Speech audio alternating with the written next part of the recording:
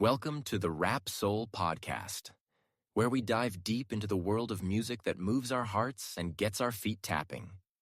This is the intersection of rap and soul music from the 80s, 90s, and 2000s. We appreciate you for listening. Share this podcast with a friend or family member who loves music as much as you do. The podcast is hosted by 12 Kyle. Next up, the Rap Soul Podcast. I'd be remiss if I did not start with the front man from the group Public Enemy, and that would be none other than Chuck D. I don't think Chuck D was probably ever as hot as he was in 1989. Public Enemy didn't release an album in 89, but Chuck D was riding the wave of their album that came out in 88. It Takes a Nation of Millions to Hold Us Back. And then, of course, the summer anthem of 1989, along with the movie Do the Right Thing, Fight the Power.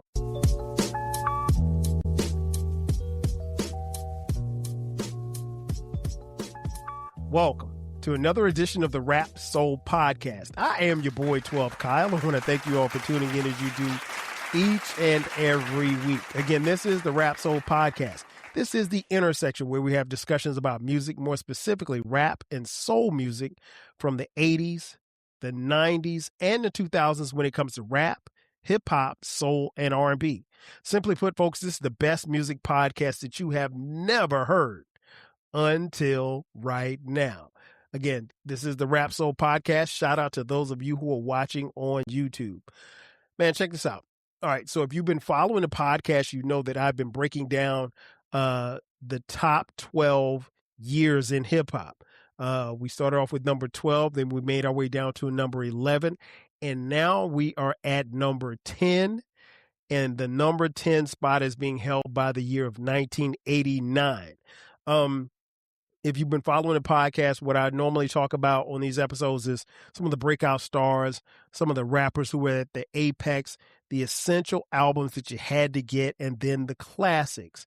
And of course, we use the term classic very loosely because, it's very subjective, but what people deemed as classics, those were the albums that we're going to talk about.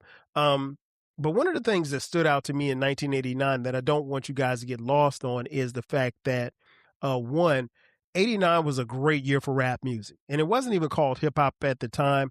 But where rap was at that particular time was it started to expand a little bit. What I mean by that is it wasn't just regional. And one of the ways that rap grew a little bit as far as being beyond the regions was the advent of technology. And given the fact that a lot of rap songs that we heard on the radio or we had access to now were being accompanied by a video.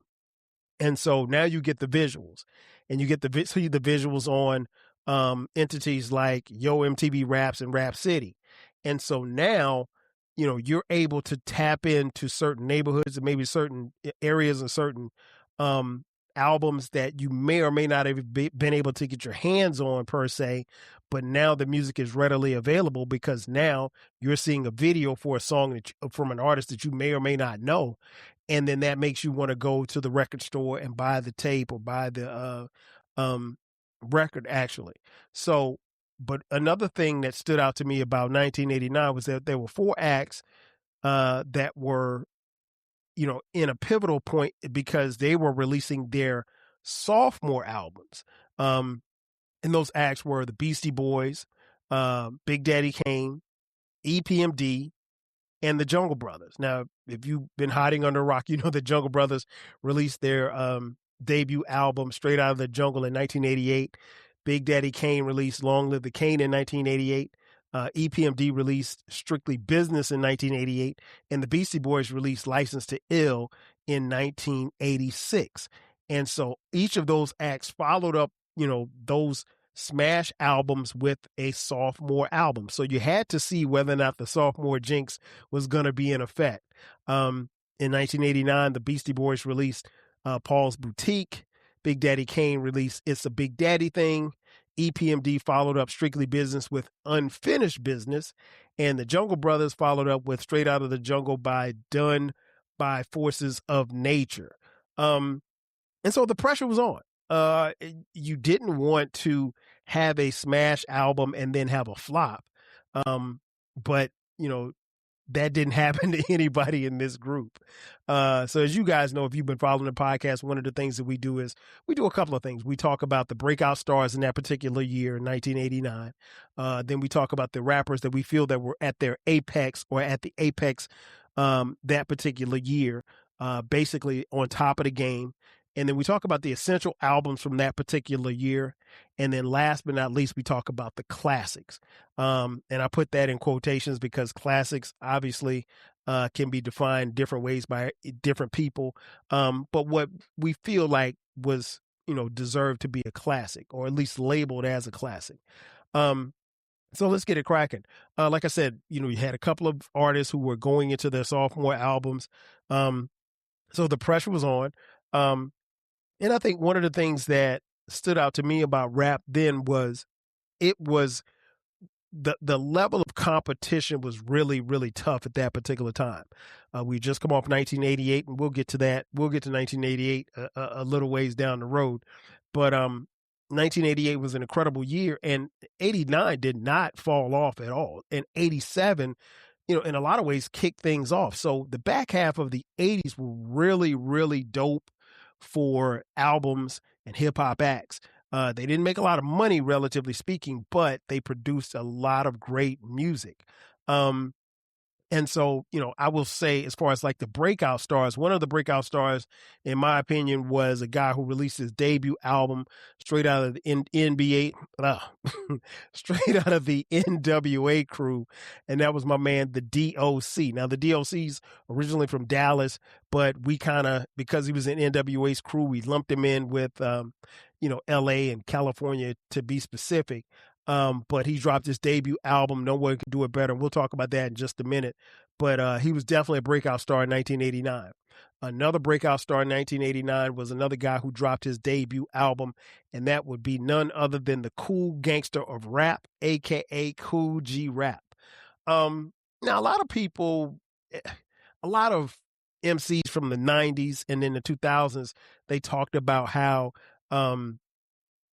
when they talk about the influences, when you talk about MCs like Nas, Raekwon, even Jay-Z, Biggie, when they talk about mafioso rap, the first one of that genre was the great Kool G Rap.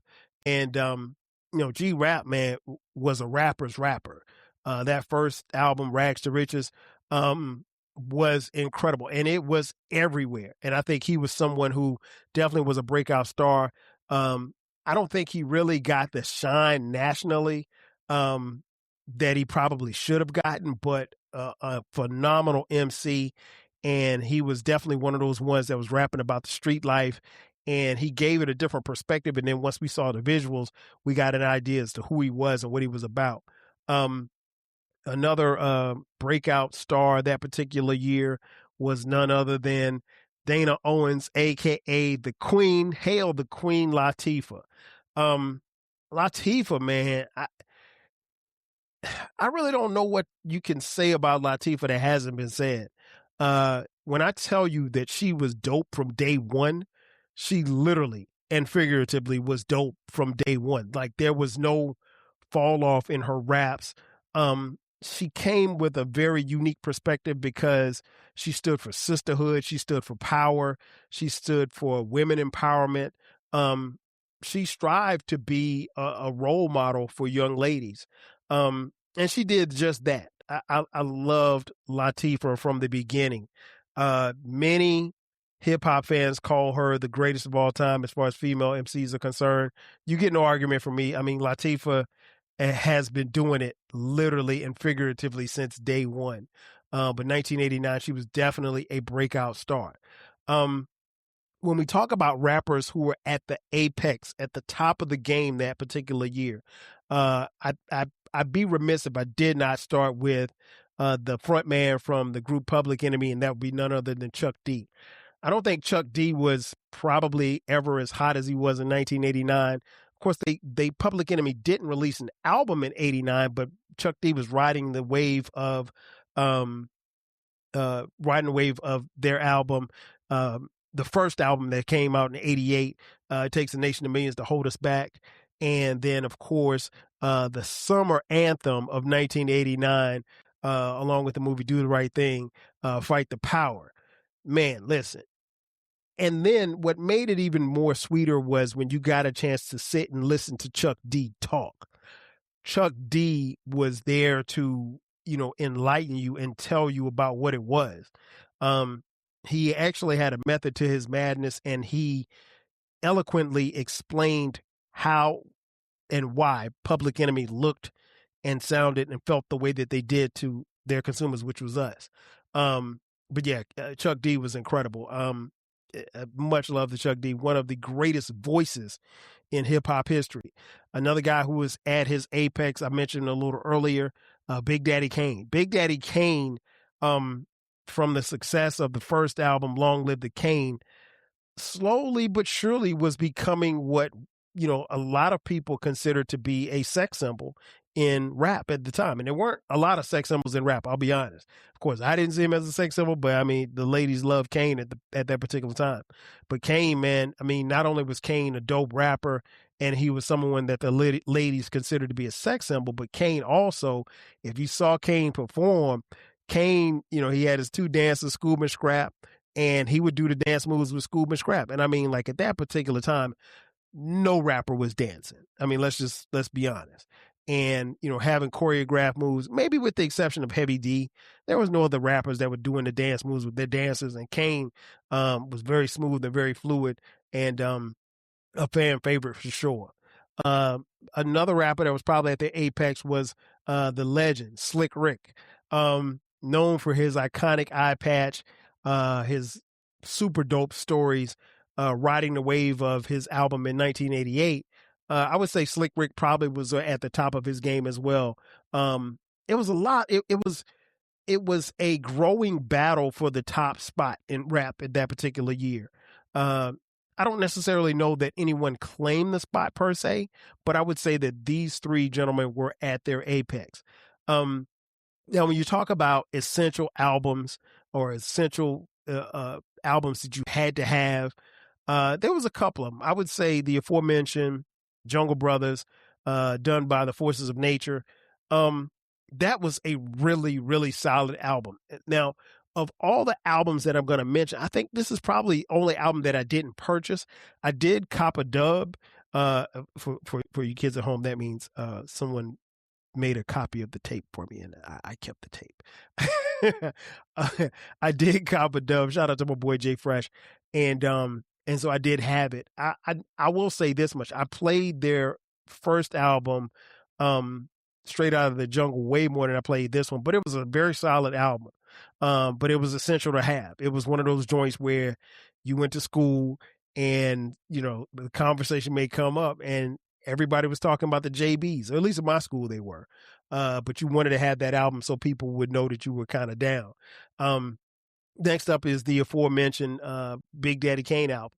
It's a Big Daddy thing. Another solid album from Kane. I don't think it was as good as Long Live the Kane, but the fall off wasn't there. I mean, like, again, these are sophomore albums for the both of them, and there's not really much fall off. I mean, are they the same albums? No, they're not the same albums, but there's not a lot of fall off there.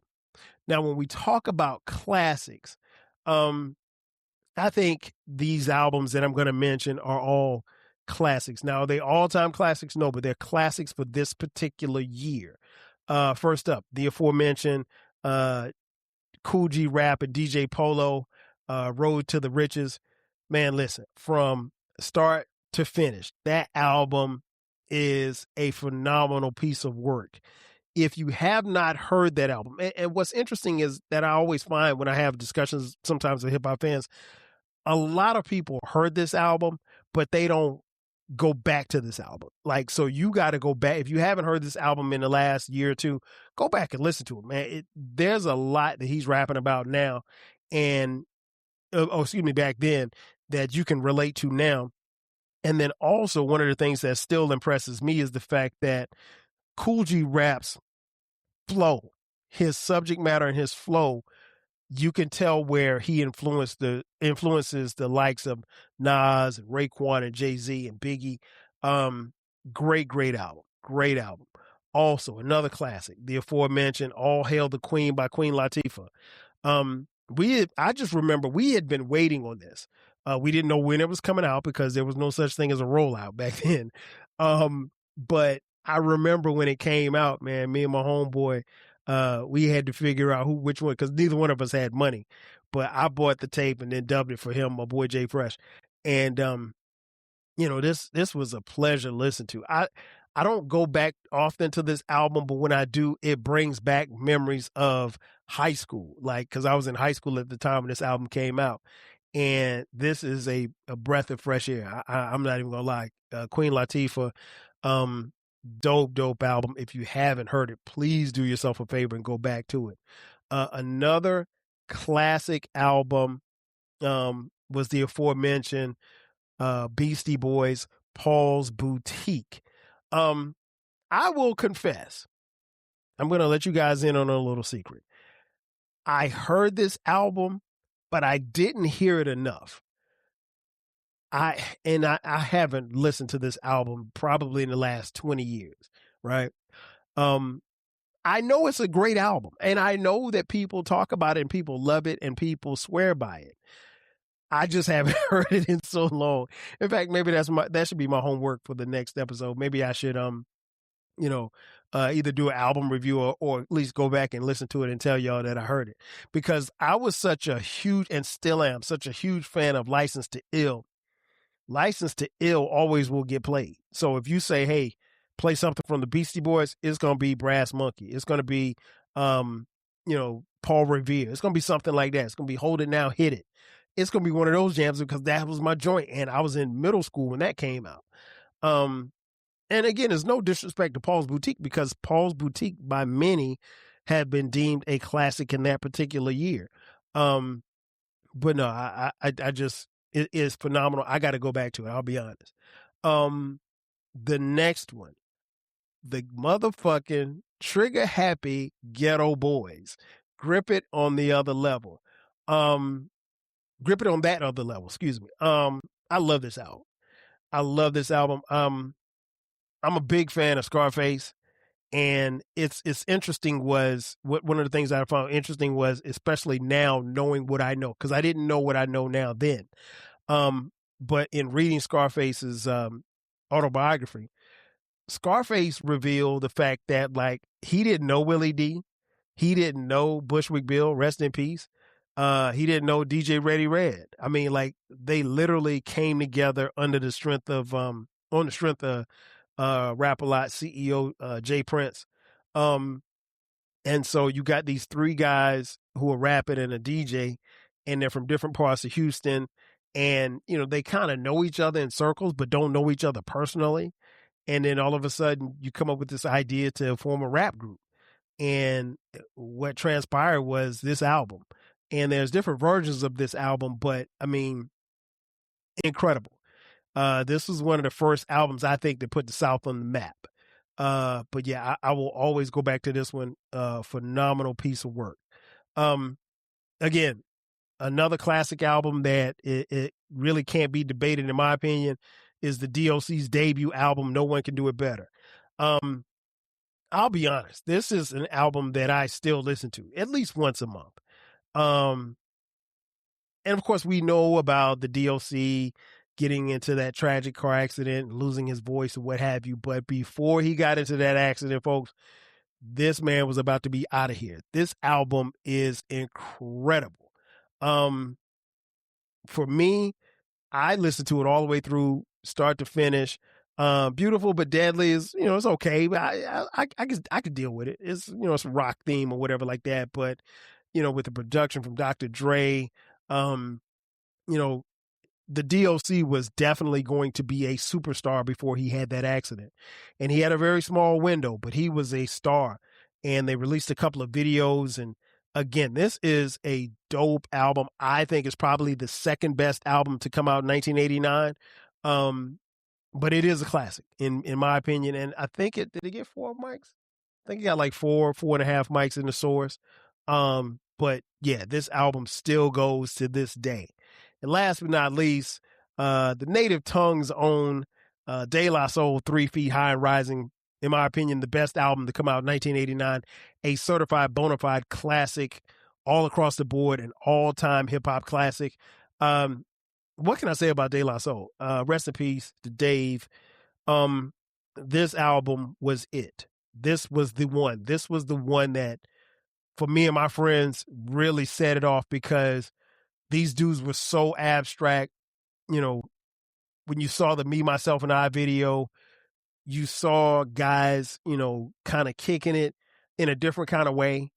And it was appealing and refreshing to us, because they weren't on some gangster shit. They wasn't from, you know, the mean streets of New York City. They were just some regular dudes who seemed to like have some fun. And that album is nothing but fun from start to finish.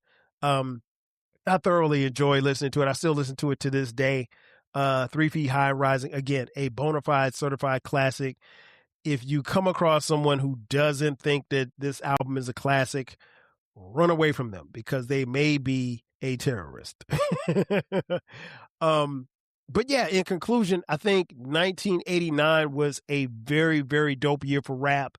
I think some of the breakout artists, as far as the DLC, Cool G Rap, Queen Latifah, they left an imprint on the game that particular year. The rappers who were at the apex, Chuck D, Big Daddy Kane, Slick Rick, each of them had a hand in crafting the sound of 1989. Again, there were some essential albums that you had to get. Big Daddy's joint and the Jungle Brothers joint, those were must-haves. And then, of course, there were the classics, Cool G Rap, DJ Polo, Road to the Riches, Queen Latifah, All Hail the Queen, the DLC, No One Can Do It Better. I almost forgot one. Hold up, Time Out, TV Time Out. How can I forget about Unfinished Business, EPMD? Jesus, I'm sorry. I was about to wrap up the podcast and almost forgot about that one. A very dope follow-up to the smash, Strictly Business. My favorite joint in there, So What You're Saying, they had a video for it. They released it, the single. I'm just a huge fan of EPMD, so I'd probably say that might be the third best album. So I'll go 1 with 3 Feet High and Rising, 2 with No One Can Do It Better, and 3 with Unfinished Business. But if you haven't heard Unfinished Business, give that a spin as well.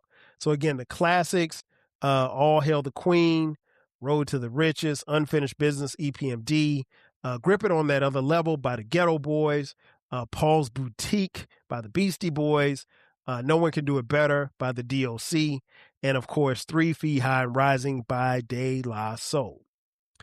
Ladies and gentlemen, that's going to do it for me. Thanks again for checking out this edition of the Rap Soul Podcast.